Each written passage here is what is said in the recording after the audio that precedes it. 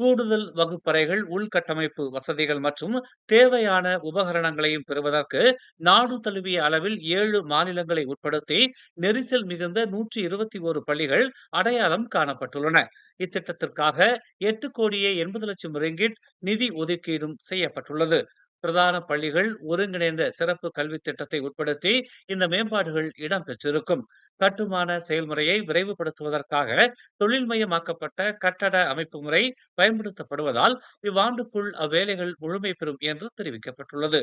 உயர் ரக பள்ளிகளின் தர மேம்பாட்டு திட்டத்திற்கான ஒப்புதல் கடிதத்தை பொதுப்பணித்துறை துணை அமைச்சர் டெபஸ்ரீ அமாட் மஸ்லான் நேற்று நிறைவு செய்ததாக கல்வி அமைச்சு வெளியிட்டுள்ள அறிக்கையில் தெரிவித்துள்ளது. ஸ்லாங்கூரில் மொத்தம் 103 பள்ளிகள் இத்திட்டத்தில் இணைக்கப்படும் என்பதால் அதிக எண்ணிக்கையிலான ஈடுபாட்டை கொண்ட மாநிலமாக ஸ்லாங்கூர் கருதப்படுகிறது. மேலும் செய்திகளை தெரிந்து கொள்ள தமிழ் மலர் நாளிதழை பாருங்கள். உடனுக்குடன் செய்திகளை தெரிந்து கொள்ள தமிழ் மலர் இணையதளம், தமிழ் மலர் செயலி மற்றும் மலர் டிவி யூடியூப் சேனலை வலம் வாருங்கள். எங்களோடு இணைந்திருக்க மலர் டிவியை பதிவு செய்து கொள்ளுங்கள். உறவுகள் மகிழ்ந்திட விருப்பம் மற்றும் பகிர்வு சேவையை சொடுக்கிடுங்கள்.